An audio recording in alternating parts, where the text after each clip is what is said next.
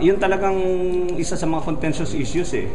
Yung ibang kasamahan naman natin, well, nire-respeto din natin, tulak ng tulak, hindi pa naman malinaw yung ibang provisions eh. Kaya sabi ko, hindi pwedeng minamadali ito eh, dahil may mga issues na dapat ma-resolve. Yung sa Senate, hindi ganon ka-controversial yung issue eh, dahil halos isa lang ang version sa Senate eh. Sa Senate, walang issue tungkol sa national security matters. Paano i-define? Walang issue tungkol sa right of reply. Walang issue tungkol sa private entities na isama. Whereas dito sa House, kasama lahat yun, magkakaiba eh. So, talagang masalimuot dito. No? Ngayon nga lang, natutuwa tayo, pasado na sa committee. Ang inaasahan natin na matinding bakbakan yan sa plenary. Pero ina-expect nyo yung withdrawal? Hindi, nabigla ako doon dahil siyempre una bumoto sila doon sa committee report, no? Nag-endorse sila, pero ngayon nakakagulat yung gano'n. Pero sabi ko nga, nire-respeto natin yung kanilang decision tungkol dyan. Naniniwala din kayo na marami pa rin question na dapat ayusin naman sa mga issues? Marami talaga. Ako, ini-expect ko talaga na masalimuot na debatehan ang mangyayari dito sa plenary niyan. Sir, ano yung repercussion nung pag-withdraw nila? Ano yung impact? Well, hindi ko masabi, no? Hindi ko alam kung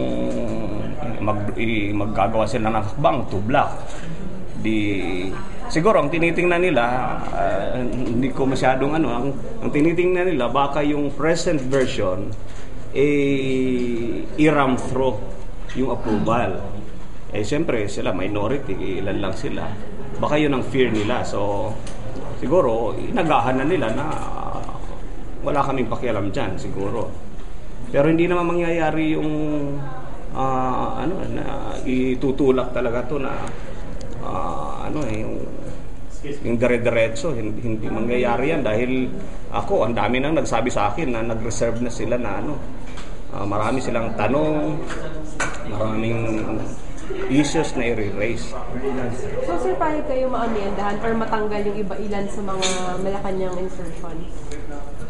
Well, depende kung alin doon. At saka ako, ang stand ko sa plenary ko na yan, itutulak ko na yan. Although, halimbawa, pag pre-propose na isama yung right of reply provision, I will readily and strongly object to it.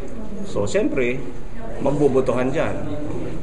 Depende rin kung anong mga provision na itutulak sa individual amendments. Sir, at least ilan nga yung initially nagsabi sa inyo that they will raise questions?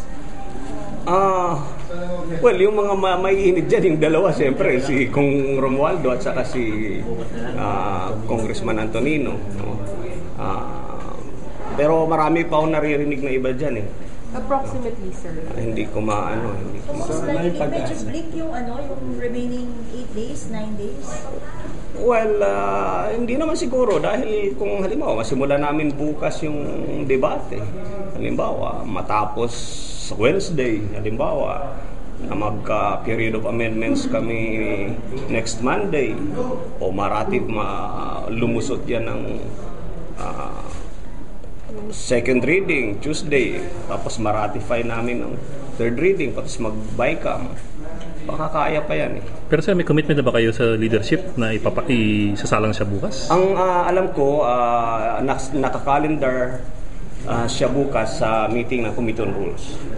Kasi ngayon, privilege hour, at saka, hindi ko alam. Ang alam ko, na naka-calendar sa Committee on Rules bukas, hopefully, makapag-deliver ako ng sponsorship speech bukas. Kahit man lang sponsorship speech. Kasi 5 pa yata kami mag-deliver.